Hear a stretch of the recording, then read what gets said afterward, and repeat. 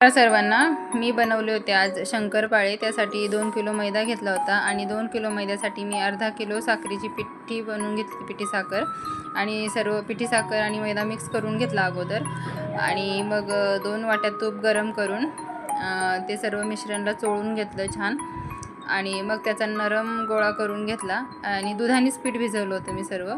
दूध टाकून छान असा नरम गोळा करून घेतला आणि मग त्याचे शंकरपाळे करून घेतले आणि खरं म्हणजे तिन्ही मिश्रण करून एकत्र करून केलं तरी चालतं सर्व, असंही केलं तर तरी पण छान होता आणि मस्त पापडी छान अशी त्याची खूप पातळसर नाही लाटायचं, थोडंसं जाड म्हणजे जाडीच चपाती लाटायची। आणि माझ्याकडे हे शंकरपाळे करण्यासाठी आहे ते बेलणं आणि त्यांनीच मी बनवते कारण पटकन होता, चाकूने खूप वेळ लागतो त्यामुळं। छान असे शंकरपाळे सर्व करून घेतले आणि मस्त मोठ्या कढईमध्ये तळून घेतले।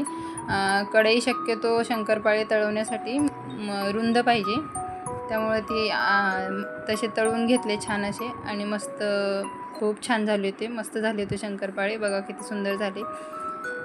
चला तर मग व्हिडिओ आवडला असेल तर लाईक करा, शेअर करा, सबस्क्राईब करा। भेटूया दुसऱ्या व्हिडिओमध्ये। धन्यवाद।